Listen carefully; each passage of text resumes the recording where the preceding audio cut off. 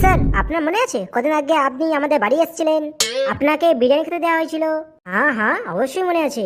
বিরিয়ানিটা তো খুবই সুস্বাদু ছিল, তো মাকে আরেকবার বলো করে আমাকে খাওয়াতে।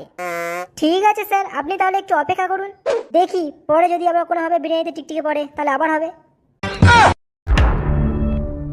পচা, আজকে তো আমাদের গ্রামে মেলা, তো তুই মেলাতে আজকে কি করি বলে ঠিক করেছিস? কিছু করি আর না করি ভাবছি এই মেলাতে একটা গার্লফ্রেন্ড পটিয়েই ছাড়বো। জীবনে তো একটা মাইয়া পটাতে পারলি না, যদিও বা একটা মাইয়া পটাই বলছিস, তাও আবার পটিয়ে ছেড়েও দিবি?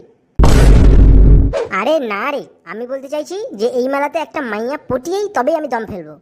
কি বলিস, তুই যতক্ষণ না একটা মাইয়া পটাবি ততক্ষণ দম আটকে রাখবি? ভাই তুই যদি মরে যাস তাহলে আমাদের ক্লাসে ফালতু কথাগুলো কে বলবে? মায়া, তুই কিন্তু আমাদের গ্রামের মেলায় আসিস, তাহলে তোকেই আমি আমার গার্লফ্রেন্ড বানিয়ে নেবো। নিজের থোবড়াটা কখনো আয়নায় দেখেছিস? আরে রোজই তো দেখি, হ্যান্ডসাম দেখতে তাই না? না, পুরো বাঁদরের মতো দেখতে। আরে মায়া, মনে হয় তুই ভুল করে নিজের কথাই বলছিস, তোকে বাঁদর নয় পুরো বাঁদরের মতো দেখতে। তোকে তো আমি, আরে স্যার আসছে স্যার আসছে, সামনে থাকা সামনে থাকা।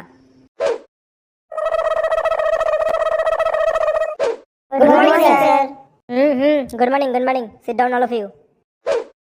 স্যার অপু আমাকে বাঁদরি বলেছে।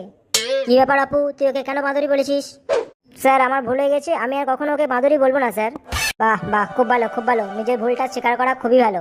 নিকাল গিয়া না সমস্ত একরি সমস্ত দম, বেশি উঠছিলিস তুই। আরে আমি স্যারের কাছে ক্ষমা চাইছি তোকে বাঁদরি বলার জন্য, কারণ তোকে দেখতে তো পুরো গরিলার মতো। তোকে তো আমি। আপু মায়া, তোরা দুজনে যদি আর কিছু কথা বলিস তোদের দুজনকে আমি ক্লাস থেকে বার করে দেবো, বুঝতে পেরেছিস? বাচ্চা, শুনলাম তোদের গ্রামে মেলা নাকি, তো তুই আমাদেরকে নেমন্তন্ন করবি না নাকি? স্যার আপনি যদি নিজেই যে যে নেমন্তন্ন নিতে চান তো চলে আসবেন মেলার পরের দিন আমার বাড়িতে। মেলার পরের দিন? মেলার পরের দিন গিয়ে আমি তোর বাড়িতে কি করব?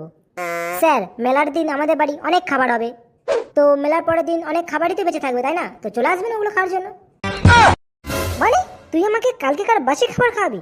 স্যার ওটা আমি জানবো বাসি খাবার, আমার মা জানবে বাসি খাবার, আপনি থই না জানবেন যে ওটা বাসি খাবার, আপনাকে গরম করে দিয়ে দেওয়া হবে, আপনি খেয়ে নেবেন।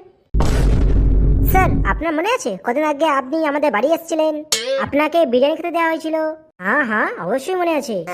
সেদিনকে দেখলাম মা বিরিয়ানিটা ফেলেই দিচ্ছিল, তখন মাকে আপনার কথাই বলছিলাম যে স্যার সবসময় বলেন যে অন্ন কখনো নষ্ট করবে না, তখন দেখলাম হঠাৎ আপনি কোনো কারণে আমাদের বাড়ি এসেছিলেন, তো মাকে বললাম বিরিয়ানিটা গরম করে আপনাকে দিয়ে দিতে। তো বিরিয়ানিটা তো খুবই সুস্বাদু ছিল, তো মাকে আরেকবার বলো করে আমাকে খাওয়াতে। ঠিক আছে স্যার, আপনি তাহলে একটু অপেক্ষা করুন, দেখি পরে যদি আবার কোনোভাবে বিরিয়ানিতে টিকটিকি পড়ে তাহলে আবার হবে। হে পচা, কি সব বলছিস? স্যার বলছে বিরিয়ানি খাওয়ার কথা, আর ও বলছে টিকটিকি ফিকটিকি কবে পড়বে না পড়বে। আরে একটা বিরিয়ানি প্যাকেট কিনবি, তাতে একটা টিকটিকি ফেলে দিবি, তারপর স্যারকে দিয়ে দিবি, ব্যাস হয়ে গেল। স্যার তারপর আপনার মনে আছে যে সেদিনকে আমার মা এক গ্লাস আপনাকে দুধ খেতে দিয়েছিল?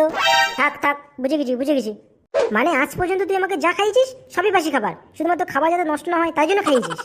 স্যার পচা আপনার কত কথা মেনে চলে, পচার মতো স্টুডেন্ট লাখে না না না কোটিতে একটা হয় স্যার। কোটিতে একটা সে তো আমি দেখতেই পাচ্ছি, কিন্তু আমার ভাগ্যেই কেন? স্যার আপনি মনে হয় আগের জন্মে কোনো ভালো কাজ করতে গিয়ে খুব জোরে পায়খানা পাওয়ার জন্য করতে পারেননি, তাই জন্য পচার মতো আর আমার মতো এত হুনহার ট্যালেন্টেড আপনি স্টুডেন্ট পেয়েছেন স্যার।